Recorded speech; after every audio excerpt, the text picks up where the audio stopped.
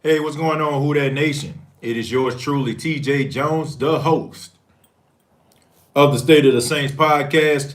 And welcome to another edition of the State of the Saints podcast live on YouTube, Facebook, or wherever you're looking at this video or you're listening to this audio. Thank you very much. I really do appreciate it. On this edition of the State of the Saints podcast, we're going to be talking about Emmanuel Sanders and Drew Brees. They work out for the very first time this offseason. We're going to be talking a little bit about that. And we're also going to be talking about Tre'Quan Smith. Now, as you all know, a couple days ago, I made a video about Tre'Quan Smith. And I asked the question, is it time to give up on Tre'Quan?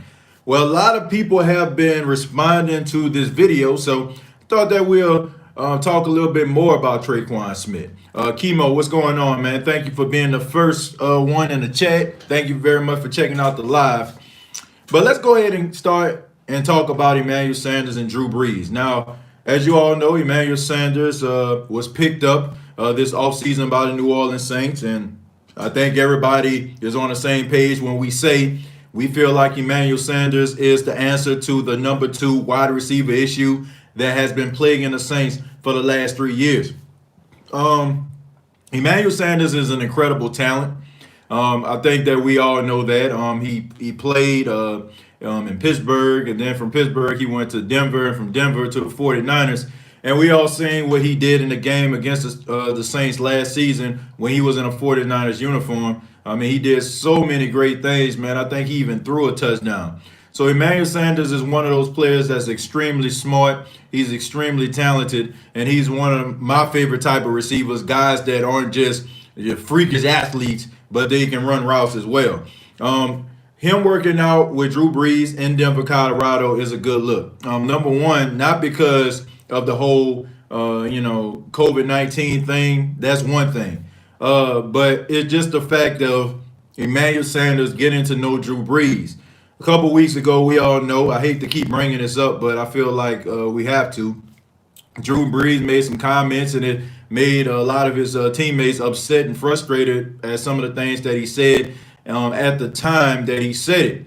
And Emmanuel Sanders was one of those players that went on social media and was very upset at what Drew Brees said. And the fact that Emmanuel Sanders is a new player coming to the New Orleans Saints, don't really know Drew Brees that well or his character, even though I feel like Drew Brees has enough skins on the wall. Emmanuel Sanders doesn't know that. So the fact that Emmanuel Sanders and Drew Brees can work out together, that gives Emmanuel Sanders an opportunity to get to know Drew Brees and also develop some chemistry with Drew Brees on and off the field. Emmanuel Sanders, I think one thing that he has to work on in the Saints uniform is timing, okay? We all know what Drew Brees is all about. Drew Brees doesn't have the rocket arm. Drew Brees is not going to throw the bazooka down the field, you know what I'm saying, like a Patrick Mahomes or Jordan Love or anything like that. We know that Drew Brees is about timing. You know what I'm saying? It's about repetition, those back shoulder fades. Drew Brees throws you open. And that comes with a lot of repetition, a lot of practice, a lot of reps, and it also comes with chemistry. But what I've seen out there from the footage, it shows me that him and Emmanuel Sanders are trying to work on that. And shouts out to Drew Brees for, even though, we know that he has a home in Louisiana and New Orleans and also in San Diego, for him to fly out to where Emmanuel Sanders is versus Emmanuel Sanders going out there to San Diego. That goes to tell you what type of player and what type of person Drew Brees is. Drew Brees could easily, big league Emmanuel Sanders, say, nah, you can come out here to San Diego and practice with me. But that goes to show you right there how humble Drew Brees can be for him to get on an airplane and fly out there to Denver, Colorado, just to practice with Emmanuel Sanders. I'm looking forward to seeing what Emmanuel Sanders can do. I'm excited about this, Who That Nation. Emmanuel Sanders is a really good football player, man. He's a really smart guy. He knows the offense. I don't think it's a defense that he hasn't seen. He's one of those guys that can kind of dissect the defense, and he knows what's coming at him before it even happens. And he's a guy that doesn't really just, focus on just his athletic ability, even though he has a lot of it. He focuses on those skills like good footwork, good blocking, getting separation. And also he still has some top end speed at the age of 33 years old. So I like what I saw. I'm excited about what I saw, and man, I can't wait to see it on the field, man, when he suits up for the first time as a New Orleans Saint. But let's go ahead and move on, man. Let's talk about Tre'Quan Smith. We're gonna talk about Tre'Quan Smith, and the reason I want to talk about Tre'Quan again is that you have a lot of people out there who got upset with me. That's right, they got upset with T.J. Jones, the host of the State of the Saints podcast, because I was talking about Tre'Quan Smith, and I asked the question, because the question that I asked, I'm pretty sure everyone in the Who Dat Nation probably asked another member of the Who Dat Nation. Okay, is it time to give up on Tre'Quan Smith? And when people start talking like this, people start getting frustrated because you got emotional investments in these Saints players. We go out there, we cheer our little hearts out, and we want these guys to succeed so bad. And sometimes we don't really look at these guys, fully. We focus on them as, people, or persons, or whatever like that. And I get that, but at the same time, we want production. And one guy, he commented and said that Tre'Quan Smith does a good job. Check out the numbers. I won't say I hate, but I just don't like when people, make decisions based on their hearts instead of like looking at their complete body of work, because sometimes it makes you look like, it makes you look bad, okay? I have absolutely nothing against Tre'Quan Smith. I mean, why would I? Why would anybody in the Who Dat Nation have anything against Tre'Quan Smith? I mean, Tre'Quan Smith catching the ball helps the New Orleans Saints be successful on the field. So anybody that can catch the ball, that can get separation, that has good hands, that can get yards after the catch, and definitely can get in the end zone is a friend of mine. Okay, so that's the first thing. The second thing is when he says look at the numbers, and he also said it is not Tre'Quan Smith's fault. I can kind of look at that two ways, and I think that you all know what I'm talking about, because I said it on the video when I was focusing on Tre'Quan Smith. You can look at this two ways. You can look at it as if Tre'Quan Smith just can't get separation, like he's getting jammed at the line of scrimmage, or the cornerback or the safety is really imposing their will on him. You can look at it that way. Or you can look at the fact that Drew Brees just does not want to throw the football to him. I'm going to say that I'm going to have to believe the first one, because anybody that has been following the Saints since Drew Brees has come to the New Orleans Saints knows that Drew Brees will throw to anyone that is open. He will throw to absolutely anybody that is open. How many games have we seen Drew Brees throw a pass to about 8 or 9 different players? How many times have we seen this? So that goes to show you right here that Drew Brees does not discriminate. Now, let's go ahead and eliminate this whole theory about Michael Thomas. Okay, Michael Thomas is the number one receiver. When you are the number one receiver on a team, you're going to get the majority of the targets because you are the number one receiver. So the playbook is going to consist of more plays designated for you. Okay, but we all understand that when you are a number one receiver, it comes with being double covered sometimes, even triple covered. And it's up to these second and third players in order for them to go out there and catch the ball. You know what I'm saying? To win their matchups. Tre'Quan Smith is not winning his matchups, people. I'm sorry. That is the only logical explanation. I am going off what I've seen out of Drew Brees for years. And another thing, how is it that the New Orleans Saints can get players from free agency, from other teams, and these guys come on the team and is more productive than Tre'Quan Smith? Let's look at Jared Cook, for example. Jared Cook, he came from the Raiders. Okay, we got Jared Cook. I think he got a 2 or 3 year deal. How is it that Jared Cook is more productive than Tre'Quan Smith, who has been there longer than Jared Cook? How is it that somebody like Ted Ginn Jr., who does not really have good hands and probably has really good top end speed, But Tre'Quan Smith is probably almost just as fast as Ted Ginn Jr. is in this stage of his career. How is it that Ted Ginn can get targets and get open and Tre'Quan can't? How is it that all these other players can come in and get more targets than Tre'Quan Smith? Is it that Sean Payton is discriminating against him? I highly doubt that. Because if we're talking front office, Jeff Ireland does a good job. Mickey Loomis, nah. But Sean Payton, Mickey Loomis, Jeff Ireland all have to be in agreement for the Saints to select a player. We see this all the time when it comes to the press conferences. They ask Sean Payton, what do you think about this player? What you saw in this player? So in the third round, the Saints decided to take a 6'3", 210-pound wide receiver out of Central Florida collectively. So I fail to believe that Sean Payton has something to do, or he's discriminating, or doesn't want to throw the ball to Tre'Quan Smith. Tre'Quan Smith has an issue, and the issue is the fact that he does not get open on a consistent basis. And I think Drew Brees understands that. And it has absolutely nothing to do with the fact that Sean Payton don't want to give him any plays. It doesn't. Is Tre'Quan Smith a good, talented player? I have to say so. I mean, even though he had 18 catches last season, he still had 5 touchdowns. That's a pretty high percentage of you getting into the end zone, and when it comes to the catches. So will he be more productive if they throw the ball his way? Probably. But how are they going to throw the ball his way? Are they going to force him the football? Or is he going to try to find ways to get separation? I do not believe in any player getting forced the football. I'm sorry. Okay, that leads to turnovers, and that leads to your team losing a lot of games. You can look at the Detroit Lions. Okay, let's look at them back in the day with Calvin Johnson, Megatron. An incredible talent, man. Freak of nature. 6'5", 225, ran about a 4.3. Matthew Stafford threw him the ball a whole lot. And that was great.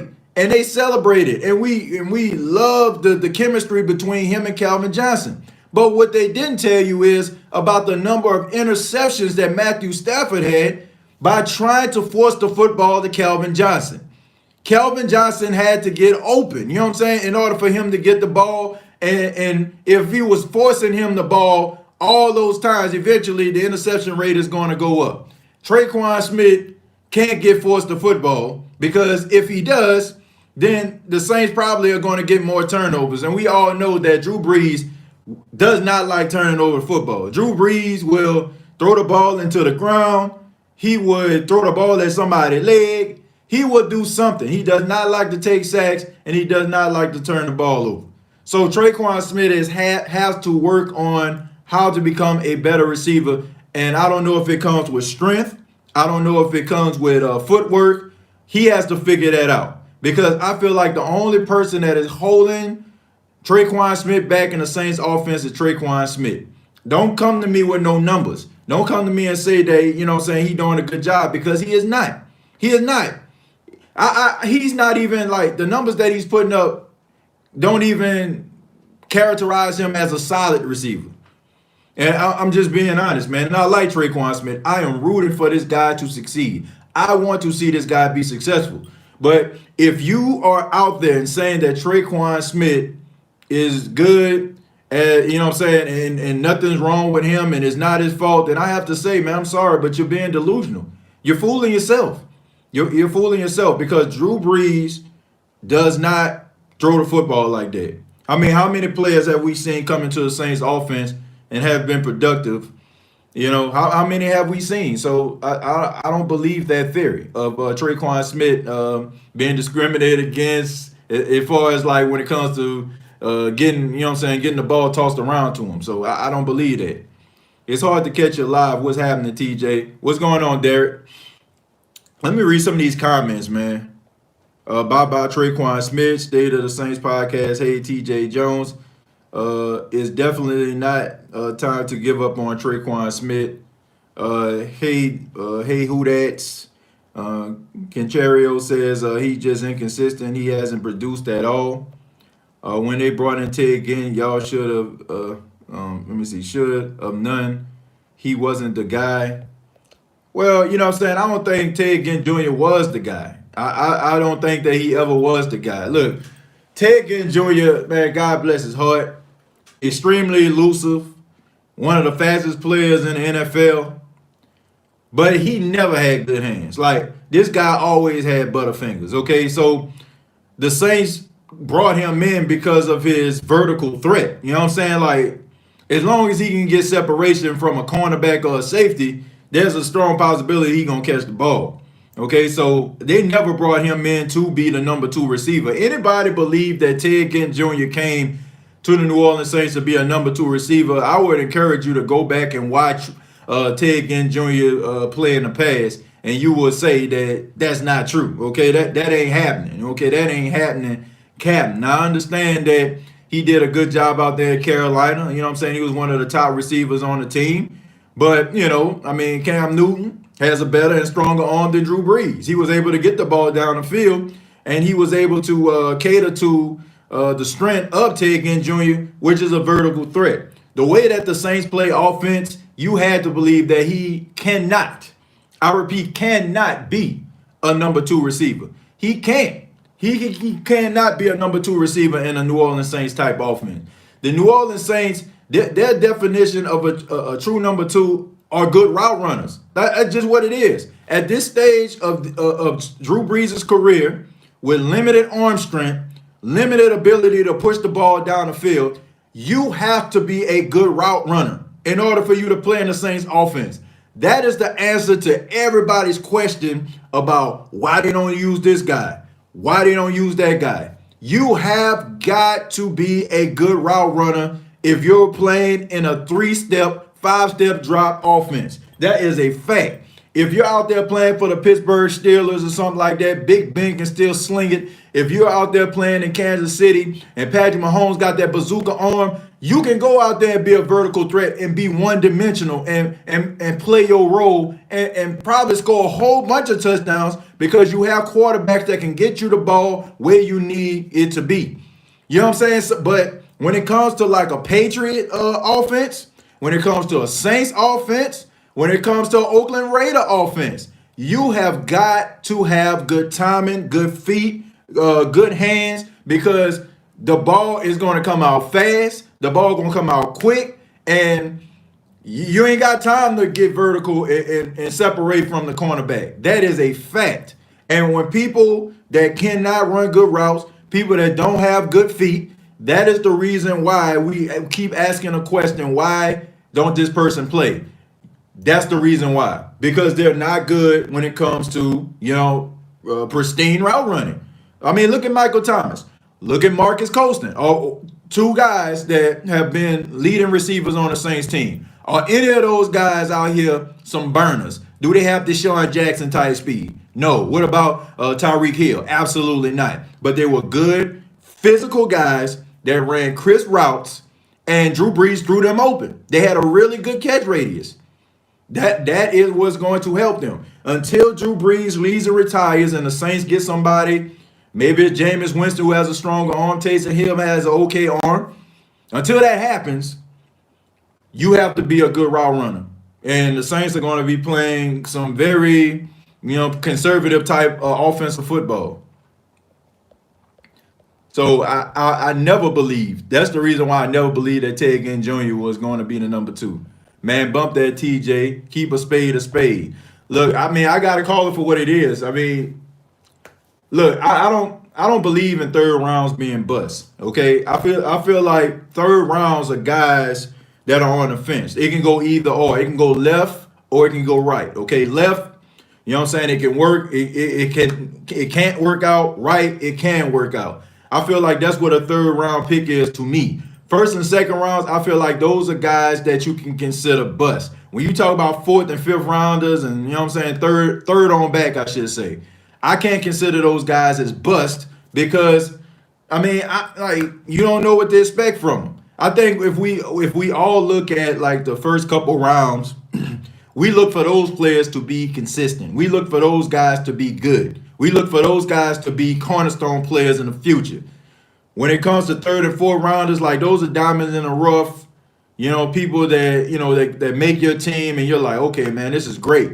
It's a little different It's a little different this season because the Saints didn't have a second round pick. So we kind of switched our mental from the second to the third round. So we looking at Zach Bond, and we're also looking at Adam Trotman to be second round type talent. So maybe we might judge them on a bus, you know what I'm saying, category, are they a bust or are they not? But when it comes to like people like Tre'Quan, I don't look at them that way. So I don't look at it. I just, right now, he's a failed project. We'll just keep it at that. But let me say, I love what Tre'Quan brings to the table. He does not need to learn how to use his speed to gain separation. Dwayne, that's true. That is very, very true. He has speed. But once again, Dwayne, I feel like in the Saints offense today, look, we got to be realistic. We got to be realistic, Who Dat Nation. We are not a team, okay? We don't have an offense that it can go vertical like Kansas City or, you know what I'm saying, some of these other teams out here, like the Buffalo Bills. I got to throw Josh Allen in there because he has a really big arm. Or even Carson Wentz with Philadelphia. We are not that type of offense, okay? So if you're looking for guys to come in and say, oh, man, they got good vertical speed, I'm pretty sure. And I'm pretty confident that if Tre'Quan Smith was to go to a team where a quarterback had a better arm, he'll probably be more consistent. He'll probably be more productive, okay? But that is not what the Saints are running. Now, you can look at it that way. You can say that maybe Tre'Quan Smith isn't successful in the Saints offense because maybe Drew Brees doesn't cater to his strength. Maybe you can do that, but that's not what we're running here. That's not what we're running, folks. That just straight up. Like, we are not an offense that can get vertical. And and honestly, man, I think we've seen that time after time because the narrative all last season was, where are the explosive plays from the New Orleans Saints? That was the narrative. It wasn't, you know what I'm saying, the Saints were rolling. So it wasn't like we were talking about what happened to the Saints. I mean, you know, they had a loss here and there, and we'll kind of break that down. But for the most part, the majority of the conversation, the majority of the, you know what I'm saying, the exchanges between the Who Dat Nation and myself was, man, why we can't get the ball down the field? Tre'Quan Smith in college at Central Florida, he had a lot of explosive plays, man. He was known for his explosive plays. He was known for getting his separation and taking the top off the defense. Drew Brees does not have that type of arm to get him the football. If he probably was in Buffalo, you'll probably be hearing about Tre'Quan Smith with explosive plays. But the Saints don't run that type of ship. So you can look at it like maybe that's the reason why he isn't as successful. But look, the point of trying to be an NFL player and to stay in the league and have longevity is for you to expand your game.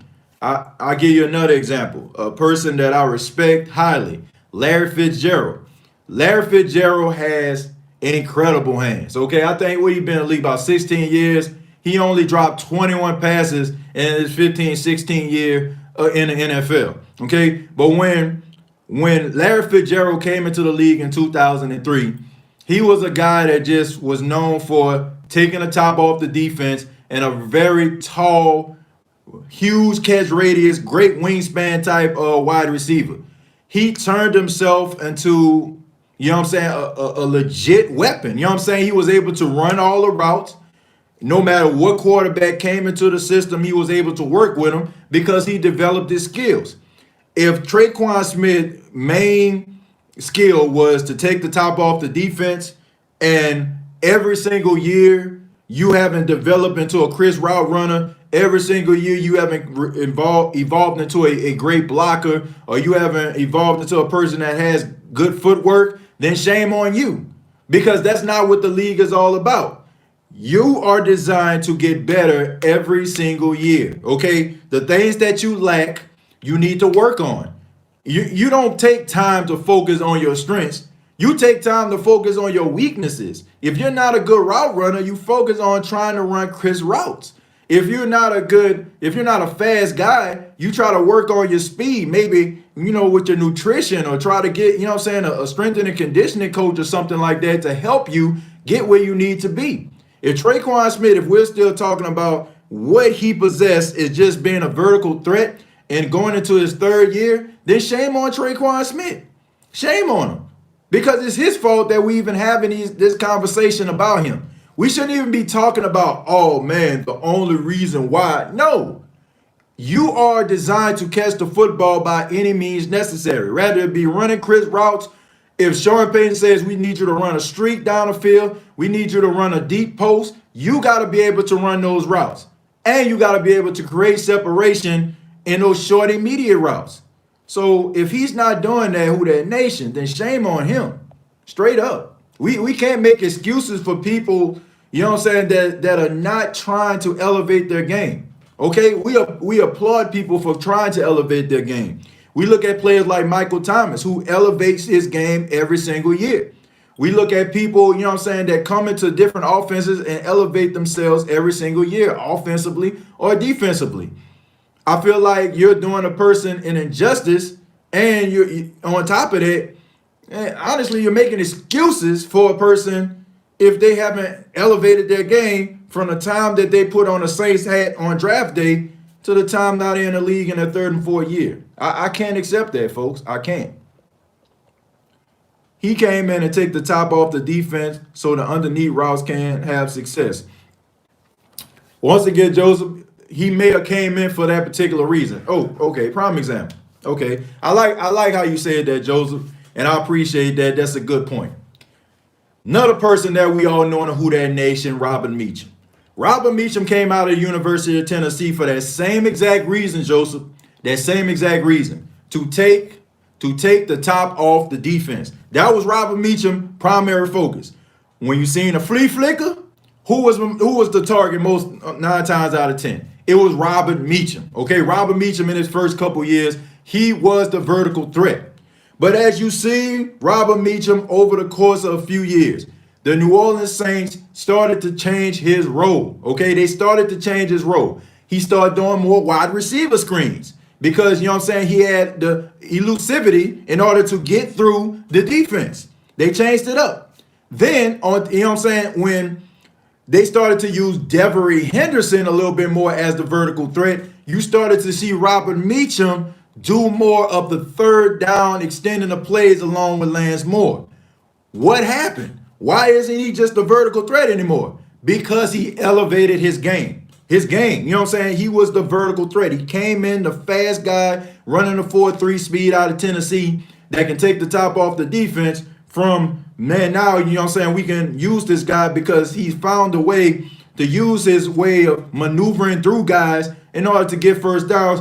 And now in his third year, we're going to use him now because he's developed with our strength and conditioning. He's got a little bit stronger up top. He can take the wear and tear if we put him on the inside for him to extend the chains. That is the true definition of a player evolving. If we're still talking about Tre'Quan Smith, once again, Joseph, taking the top off the defense every single year, you are a one-dimensional player, and you honestly, you're setting yourself up to be cut.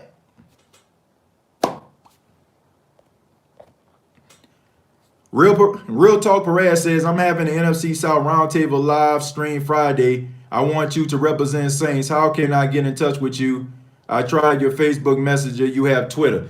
Real Perez, yeah, man. You can check me out on Twitter at State of Saints. That's the official Twitter page of the New Orleans Saints.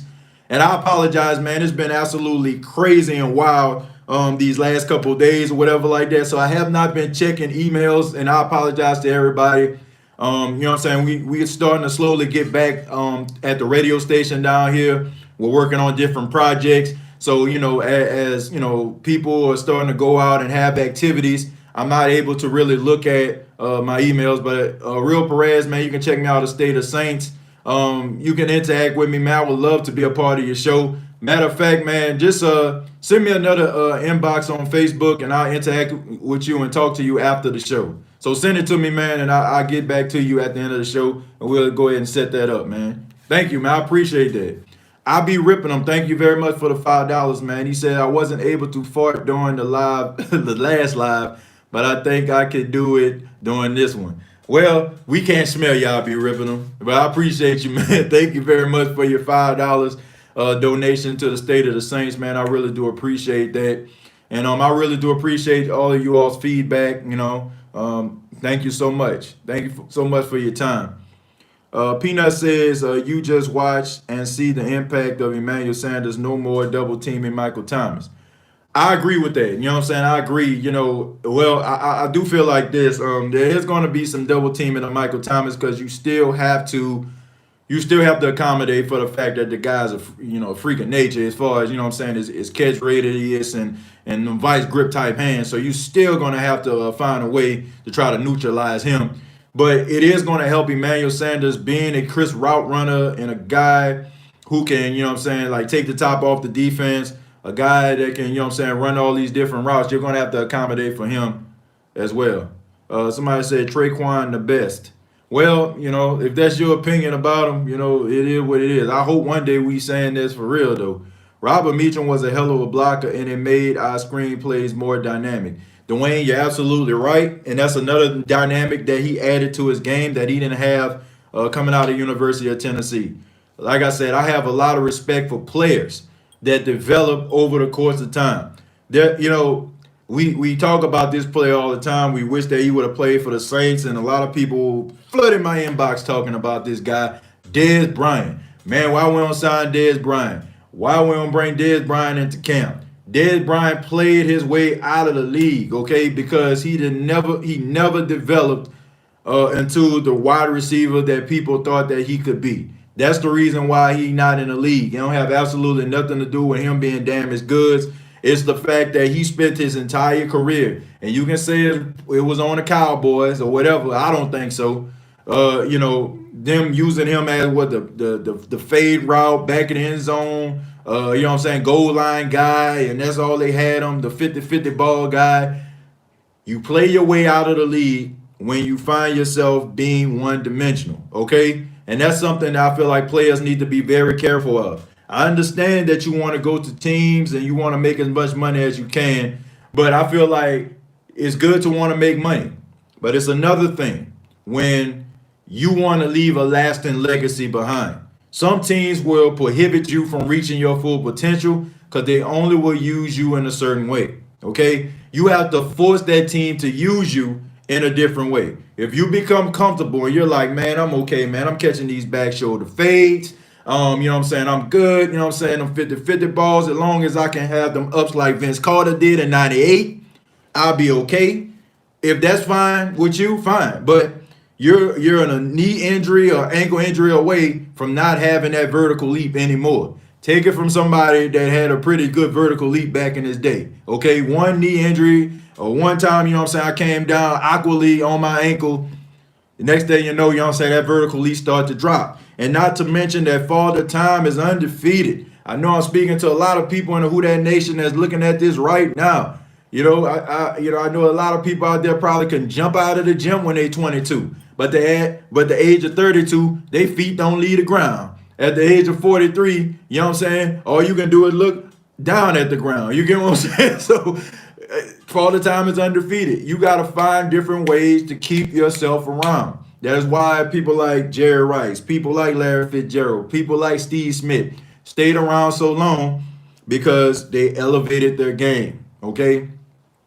Jerry Rice didn't come into the league out of Mississippi Valley State being the crisp route runner that he was.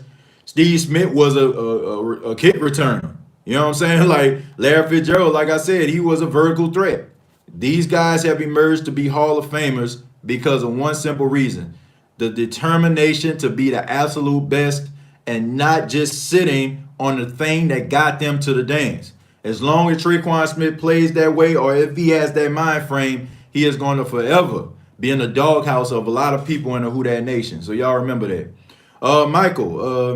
Michael Satch Jr. says, from the '09 team, how many players are NFL Hall of Famers? From the '09 team, let me see if I can think about it. Probably just, I would say Drew Brees, and that's about it. And if it wasn't for the trouble that he got into, I have to say Darren Sharper, but he'll never see the Hall of Fame. I don't see that happening. I would have to say Drew Brees and Darren Sharper. Those are probably going to be the people, and probably later on down the line, Jari Evans. You know what I'm saying? Jari Evans is probably going to be like one of those, 10, 20-year Hall of Famers when they come to like the old school class. So Not many, man. Not many are going to be a part of that Hall of Fame conversation, in my opinion. Robert Meacham was considered a bust in his first 2 years. Uh, let's see, Robert Meacham. Are you saying was considered a bust? Or are you asking me what's considered a bust? Well, if you're asking me, look, if you're a first round pick, teams pick you because of your talent. They pick you because of your ability. They pick you because they feel like you are one of the things that can actually turn, their team around or make their team better. Okay. Robert Meacham was a first round draft pick, for the New Orleans Saints. Would I have to consider him a bust? Absolutely. Definitely was a bust. Okay. Definitely was a bust. But let me before somebody be like, man, chill out.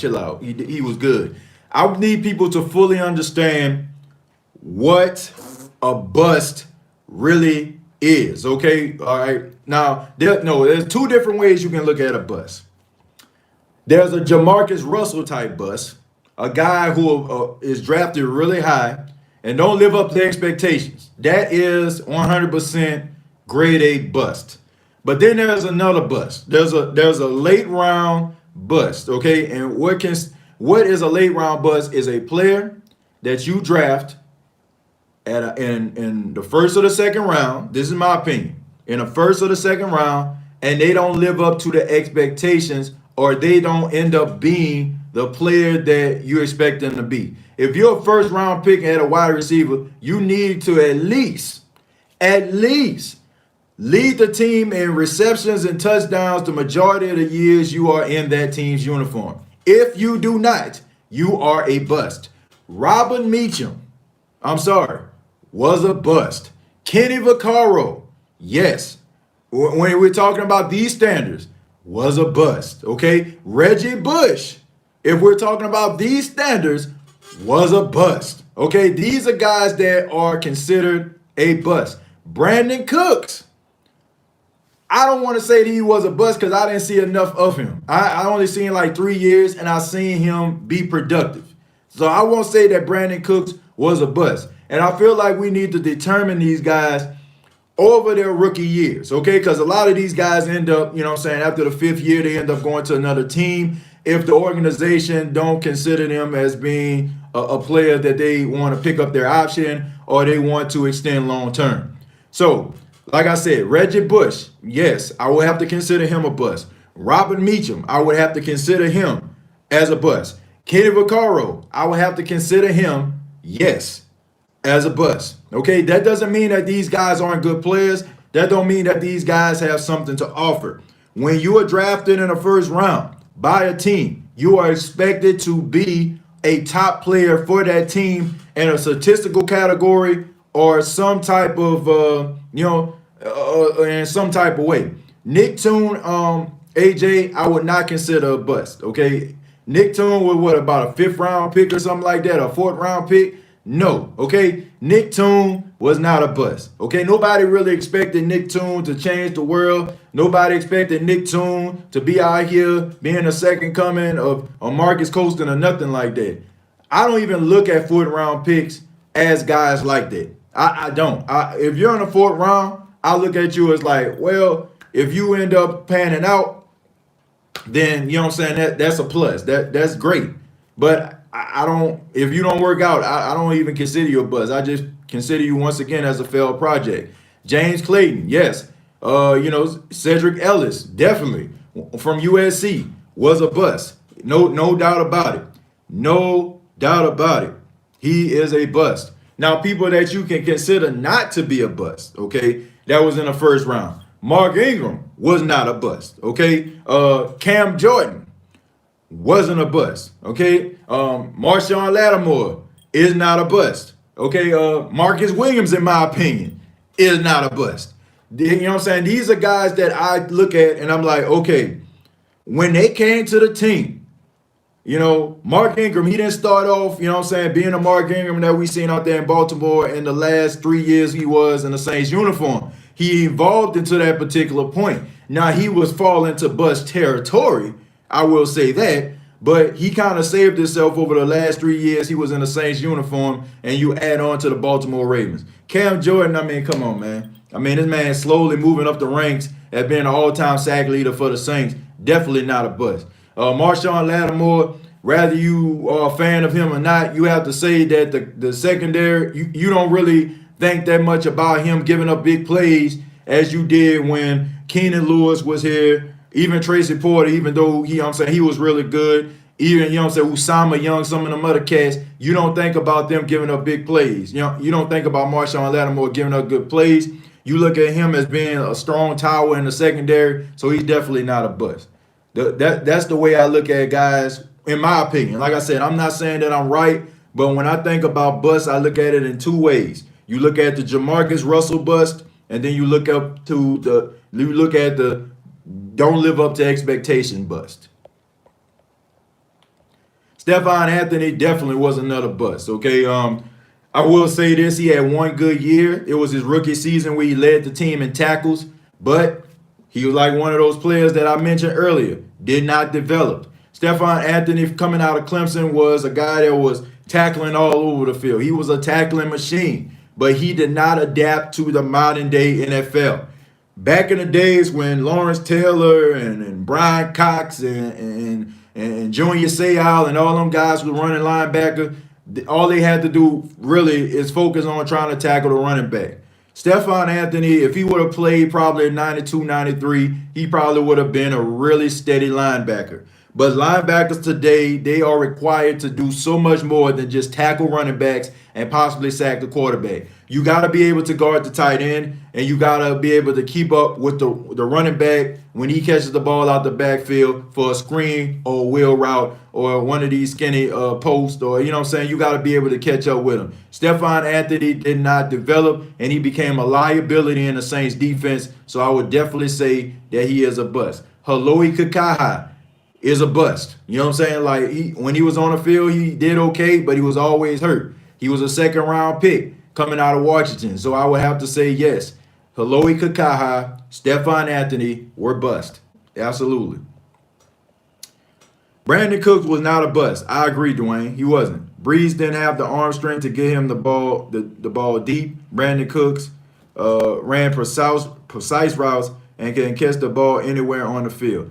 Yeah, I agree with that, Dwayne. I wouldn't consider Brandon Cooks a bust. Brandon Cooks was a first-round pick coming out of Oregon State, Belinda Koff winner.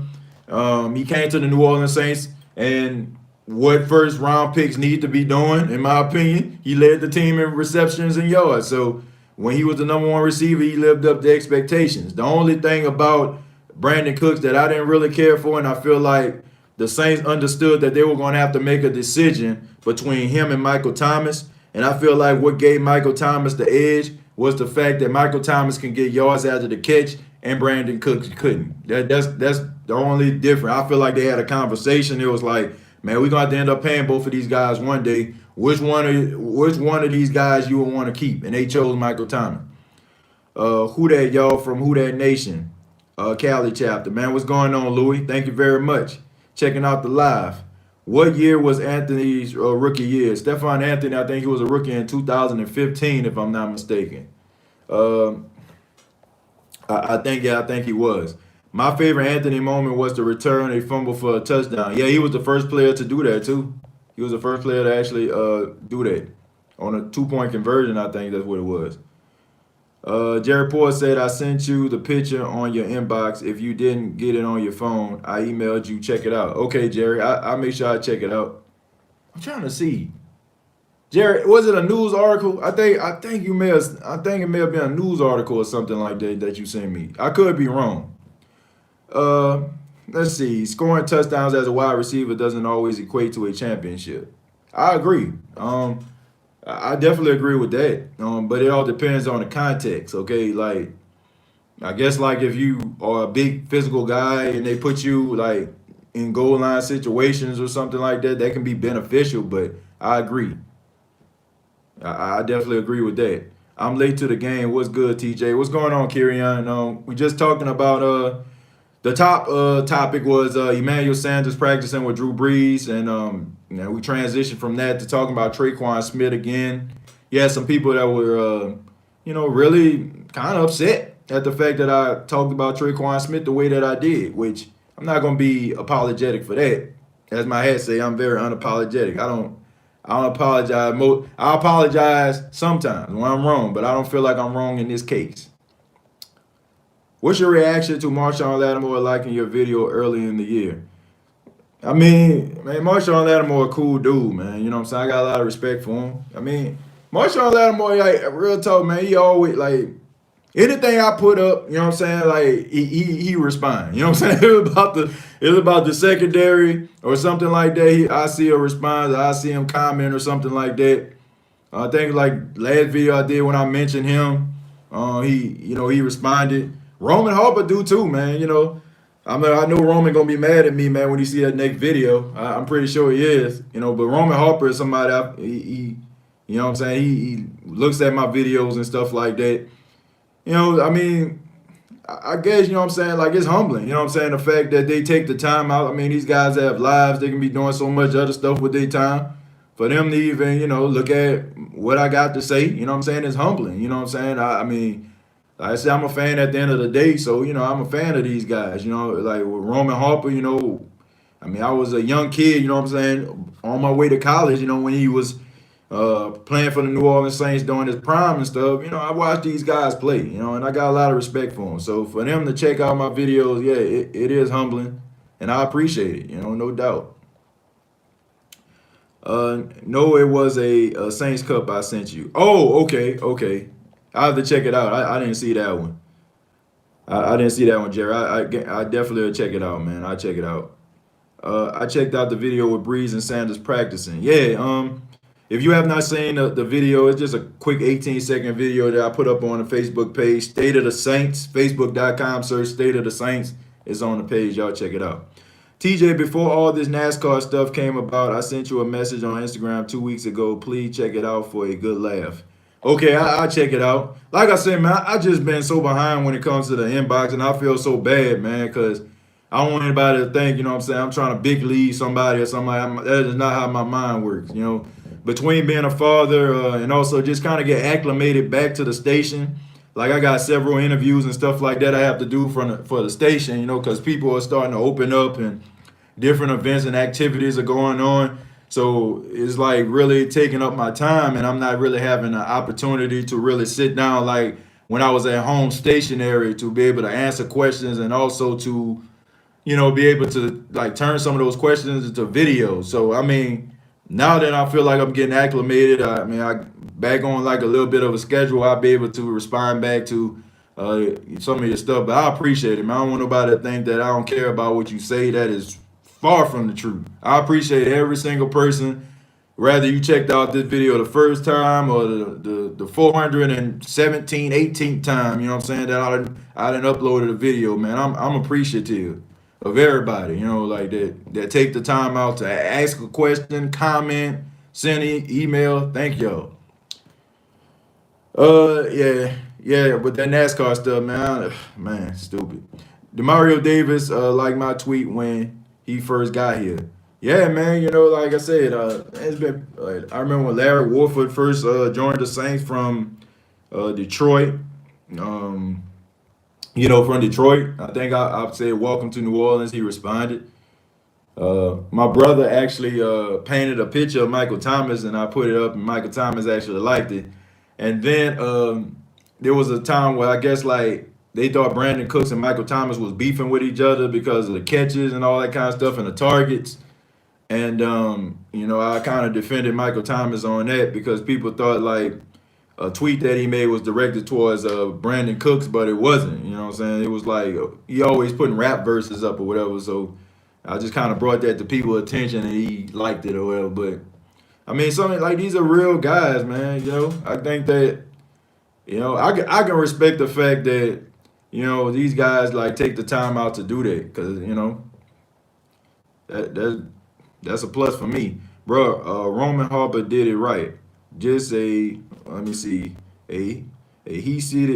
seeking missile over the middle. Yeah, I mean, was he a good cover guy? Absolutely not. No, sir. But he was a good tackler, and I think the Saints kind of understood what they had in him. Um, what they had in him, you know what I'm saying, later in his career. They had him like almost like as a fourth or fifth linebacker or something like that. Depends on what type of defense that they were running. And so I think that Roman Harper, man, I got a lot of respect for Roman Harper, man. When I think about Saints players and Saints secondary, he one of the players that come up. Uh, who do you feel is our best defensive player not on the line? Demario Davis. Demario Davis, is the best defensive player that's not part of the defensive line. Like that's my honest opinion. Demario Davis is a very smart, instinctive linebacker, and he is slowly starting to emerge to be one of the best linebackers, that can probably, threaten that whole dome patrol linebacking crew that we respect so much. He can fall into that category. Velma fell into the category, and I think Demario Davis is slowly starting to, be among some of those top linebackers that we respect, for years down the line. Like Jonathan Velma, definitely one of them. And Demario Davis is going to end up being one of them too, pending injury. He don't get hurt or nothing like that. Your thoughts on Chris Sims having Brees at number 16? My thoughts is, man, look, Chris Sims, man, I get him, man. You know what I'm saying? I respect Chris Sims. Look, everybody is not going to be an elite quarterback. Everybody is not going to be a Hall of Fame. Everybody ain't going to have no gold jacket, all right? I'm not going to disqualify a guy. I went back, I think I talked about him before, and I have a different way of thinking these days, man. Just because you are not a good quarterback in the National Football League don't mean that you're not good as a reporter, a journalist, or whatever like that.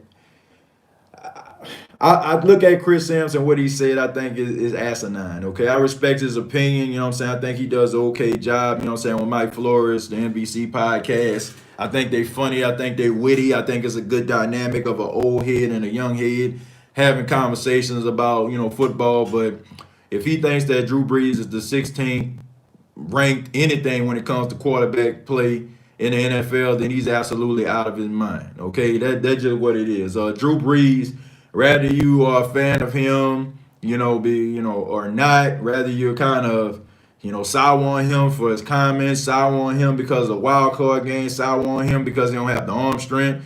Drew Brees is still one of the most elite quarterbacks in the National Football League, and until he retires, he's always going to be considered that way. Now, Chris Sims, I get it, man, because that's what we want. You know what I'm saying? We want controversy. We want articles. We want press clippings. We want people talking about our comments. We want people to pay attention to what we're doing. So we might give you a little shock or a hot take every now and then. You know what I'm saying? So doesn't surprise me. But if he thinks that Drew Brees is the 16th ranked anything when it comes to the quarterback position, he's out of his doggone mind. That's all I'm going to say about that. But I respect his opinion. I respect his right to say what he had to say, but not very smart for him to say. I would say that, AJ. I think Carl Granderson will make some huge moves on the edge for our defense.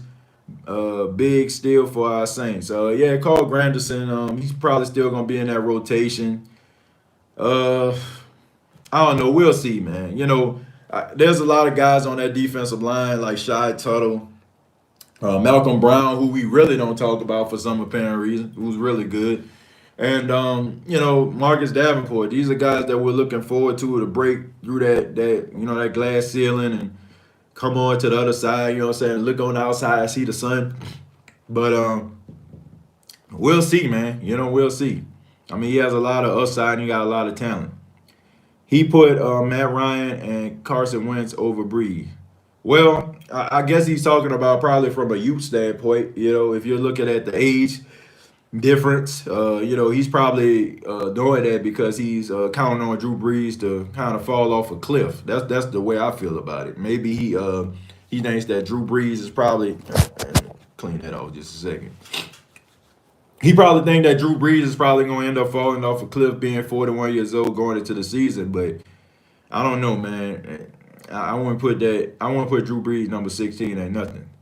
Thoughts on Bucky Brooks put out his top five wide receivers and had Michael Thomas number two and Julio at number one. I'm not mad at that, man. I'm not. Look, I understand that Michael Thomas has had some incredible seasons over the last couple of years, but Julio Jones is still, in my opinion, until he retires, the best wide receiver in football. You know what I'm saying? Unless he just falls off a cliff. And yeah, he doesn't have as many touchdowns as Michael Thomas over the past couple of years. And no, he doesn't have those many targets. But Julio Jones is still a really good player. You know what I'm saying? I don't think that 2 years of elite wide receiver play out of Michael Thomas needs to negate the fact that Julio Jones is, the top receiver in the NFL. Because a couple of years ago, when Michael Thomas was still putting his hand on it, his finger on his lip, talking about some shh. Julio Jones and Antonio Brown were the two guys that we were talking about. It just comes with the territory, folks. It's no offense to Michael Thomas or anything like that, but the narrative changed every single year. You know what I'm saying? Who's to say that Julio might, knock on wood, I don't want that to happen, even though he played for that team. I don't want to see him get hurt. But who's to say if Julio doesn't get hurt, he misses a substantial amount of time, people will probably be talking about who's the best wide receiver. Is it Michael Thomas or DeAndre Hopkins? It just comes with the territory, man. Like, I feel like we need to give people the same type of respect we want people to give Drew Brees. Now, AJ asked a question about, what about Drew Brees being number 16? And we look at that as being comical. You're like, Drew Brees ain't number 16 at nothing. Imagine what people may think that are fans that are not fans of the New Orleans Saints that like Julio Jones. You know what I'm saying? So I feel like they want to give him the same type of respect that we want Chris Sims and the rest of the people that are critics to give Drew Brees. So I would say yeah. You know what I'm saying? I would put. I'm not mad at them putting Julio at number one. I'm not. I don't have a problem with that. Chris Sims is smoking that good stuff. No, TJ, Michael Thomas is number one. Look, Michael Thomas is number one when it comes to like statistics and stuff like that, okay? But man, when it comes to like playing football and stuff like that, and I feel like athletic ability and skills and abilities and stuff like that, then nah, he's not the best. He's the best statistically. You know what I'm saying? Statistically, he's the best. And you know what I'm saying? He does a lot of great things. But those guys, like DeAndre and Julio are way more athletic than him. I'm not going to say they have better hands than him. They're probably on the same level. But those guys have a little bit more athletic ability, a little bit more speed. And they're always going to get a knock to guys like that. And, I feel like the way Michael Thomas plays, he'll probably play longer than any of those guys. Well, I don't know about DeAndre. DeAndre is a good route runner too, but I feel like the way that Michael Thomas plays, he can probably surpass all those guys, numbers wise, because he's a really good route runner. But I don't think that me personally, I'm not mad at somebody making Julio Jones number one. And I'm one of those people, even though I'm a Saints fan and a Michael Thomas fan, I still feel like DeAndre Hopkins, gets the knock over him too. You know what I'm saying? Like, he gets the knock as my number one. I feel like on every list, on my list, Michael Thomas is number two. Rather you talking about this list or you talking about my own personal list, I have Michael Thomas as the number two receiver in the league. Will games with no fans make the Falcons look like they were ahead of the time?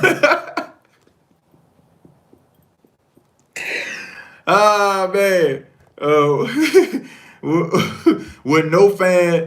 Will games with no fans make the Falcons look like they were ahead of the curve? Oh, man. That is funny. Yeah, it looks like it, man. Look like, Arthur Blank looked like he was Nostradamus in this thing, man. Count Chocula, as I call him, Vincent Price, as he reminds me of. He was ahead of the curve, man. He was ahead of the curve, So I guess, man, I guess we're going to probably be piping in a crowd noise. They're going to be channeling their inner Vince McMahon, you know what I'm saying? So, Superstar, what's going on, man? Superstar, Louisiana boy, thank you very much for taking a part in the live. Let's go back a little bit, see if some questions that I can answer before we get up out of here. Oh, yeah, a lot of stuff I already read. Okay, Dylan says Tre'Quan has great hands, but he has trouble off the snap. He's fine after the line of scrimmage. It's just him getting off the line when they press him. Man, that's important. That's important right there. You got to be able to get off the line, Dylan. You got to, man. I mean, if you can't get off the line, man, you might well just go ahead and get off the field, you know? So you got to find ways to do that. Let's see, Chemo. This is another statement about Tre'Quan. If he beeps up more, he can fight off defenders better. Work out with Mike T sometime. Drew will throw the ball to Gail Benson if she open. I agree with that. Yeah, man, I always had a problem with Tre'Quan Smith, man. I said this way back in the day. I feel like he was too bottom. You know what I'm saying? He too small, you know what I'm saying, in the legs and stuff like that, man. Dude looked like got like, he got like a basketball player build to me, you know what I'm saying, playing wide receiver. And I feel like if you're going to be like one of those elite receivers and stuff like that, man, you got to be able to you create your explosiveness. And a lot of your explosiveness, you know what I'm saying, when you're playing wide receiver comes from, you know what I'm saying, your legs, you know what I'm saying, because you got to be able to push off. You got to be able to, you know what I'm saying, be able to hand fight, you know what I'm saying, and all that power and stuff like that comes from the legs, and it shoots up into your hands. So, yeah. And he gotta get better. They asked Trey to do something he's not. He's not an over the middle physical guy. I agree with that, but you better learn to do something, man. 'Cause I'm telling you, man, these players, they will be willing to do anything that a coach or a team tells them to do with no hesitation. You know what I'm saying? What, you want me to do this? You want me to fly over the middle? Okay, no problem. Yeah, I'll do that. They'll do it. So he better find a way, man, because the depth chart is slowly starting to grow for the New Orleans Saints. And I find myself looking and really trying to find a place for Tre'Quan Smith. And honestly, I'm starting not to find one. But about to go ahead and get up out of here, man. Thank you all for checking out the live. I really do appreciate that. Appreciate you all, your comments and everything like that, man. Thank you for taking a part in today's live. Be sure to subscribe to the YouTube channel if you have not. YouTube.com, search The State of the Saints Podcast. Also, Facebook.com, search The State of the Saints Podcast. And audio version. You can check out the audio version of the State of the Saints Podcast on Apple Podcasts, Spotify, iTunes, wherever you get your podcast. Most likely, State of the Saints is there. You can use Alexa. You can just say, hey, Alexa, play the State of the Saints podcast. It'll give you the most recent episode. So, be sure to check that out. Real Talk Perez, I definitely will check out my Twitter. Jerry, I just got that email, man. I'm going to check that out too. And thank you all once again. You all have a great and productive day. Till next time, all I got to say is, who dat?